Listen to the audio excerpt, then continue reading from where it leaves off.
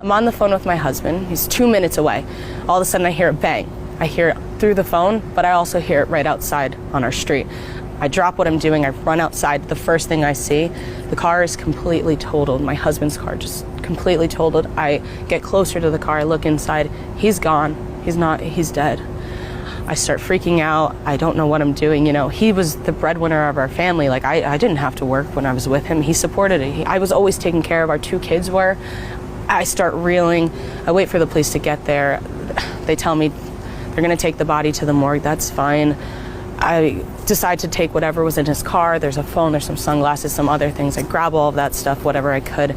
I go back inside. I start making the phone calls. I'm calling the funeral directors. Finally, I get on the phone with the one where the body is.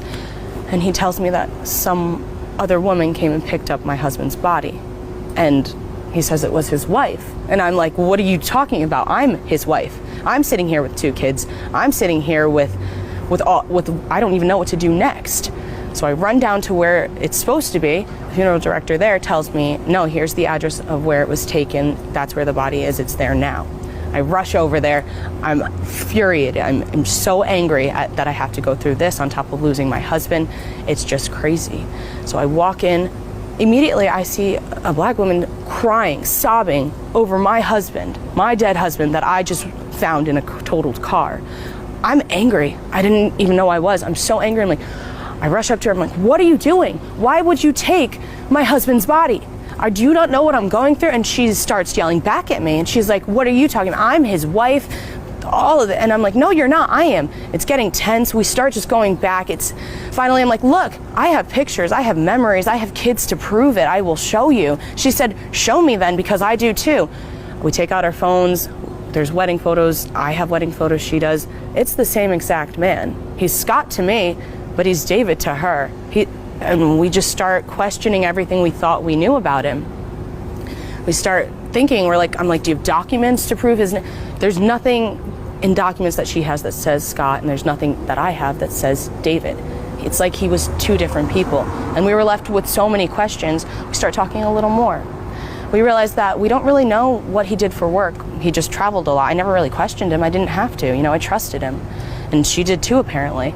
Well, I knew his one office that I knew of was here, like in one spot, and she knew that it was in the other spot. So we decided to go together to both of those locations. And, we explain the circumstances, and we get into those offices. There's nothing in either one of them. It's completely clean. Not even a desk or a chair. And we start questioning even more. We're like, well, how are we going to figure this out? We decide to go to the police. We talk to them. We tell them what happened, how we're not sure who we're dealing with, or we just want some answers. And they're like, we can open up an investigation. We can look into it. We can autopsy the body, maybe find some prints or something. And it all sounds great. So we do that, and then I go home, and I start looking for some more answers. And I remember that I grabbed things from the car, so I start shifting through them, and then I see the phone that I got, and it's dead now. So I plug it in. I'm like, maybe it'll say something. As soon as that phone turned on, messages in different languages. We're talking Japanese, Arabic, Portuguese. It was just wild because my husband and I only ever spoke English. He didn't know any other languages, or at least I thought Scott didn't know any other languages. And then while the phone's on, I get a call. And I'm like, okay, maybe this is someone who can give me an answer. I answer it, and on the other line is a woman speaking in Spanish to me. All I know how to say is, oh, stop. That's it. So I'm like, oh, okay, let me find somebody who can speak Spanish. I run outside my house. Luckily, my neighbor's gardener was out there. He speaks Spanish. I'm like, look, can you please help me? I don't know Spanish. I need you to translate this for me. I just lost my husband. It's very important. And he of course says yes. So he's translating for me. And it turns out that the woman on the phone, she lives in Colombia. Apparently she's also his wife. And on top of that, she has 3 kids with him. It got to a point where I was like, I'm not getting any answers on my own. So I decided to give the FBI a call, because obviously the police weren't going to be able to help me, because on top of everything, I get another call from a funeral director saying somebody took his body now. So on top of that, but this time he can't tell, he doesn't know where it is. He doesn't know who took the body. It's not another wife, it's just gone. So I call the FBI and I'm like, look, I tell them everything that happens, one on top of the other. I'm like, I have this phone. It's getting messages. It's getting so many messages in different languages. I don't know what to do. I just want help finding out answers. And the FBI is like, okay, here's what we're gonna do. We're gonna come tomorrow, we'll pick up the phone, we'll open our own investigation, we'll look into it. Thinking finally someone's gonna, it'll be nice knowing at least something. You know, who was he? Was he Scott? Was he David? Was he someone else? So I put the phone down, I leave it there, I go to sleep for that night. It has to be about 12:40 a.m.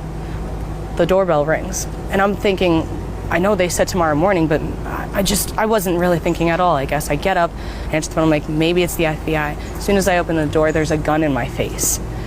And I couldn't see past the gun, but I know there were two men there. And the one's like, where's the phone? I tell them exactly where it is. I'm like, it's upstairs on the nightstand in the drawer. Go get it. I go get it. And they're like, good. And while the other guy goes and gets the phone, the one with the gun in my face says, whatever you want to know, whatever you think you knew, whatever you are looking for, just stop. Otherwise, we're going to come back and this will be the last thing you see. Of course, I say that's not a problem. I don't need any more answers. Whoever Scott was, he's just Scott and he's gone now to me. So I'm reeling. I calm myself down. I go back to sleep. The next day, the real FBI shows up and they're like, oh, where's the phone? I tell them what happens. I said there was two people here, the gun. I don't even remember what they looked like. I couldn't see past the gun because I could only think about what will my two kids do if I'm not here anymore.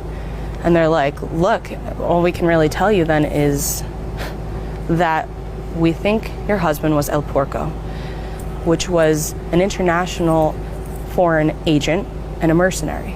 And that's all they could tell me. And they said, you're gonna wanna stop looking for answers now, especially if they came to your house. They know where you live, they know where your kids live. And I said, that's fine, I'll leave it to you guys. With the stress of it, me and Jill, his second wife, ended up bonding over it. We decided to go to church together. And that really saved us, forming that relationship with her and going to church, it was really helpful. And now we're just one big extended family. We're just support systems for each other, trying to raise each other's families the best we can.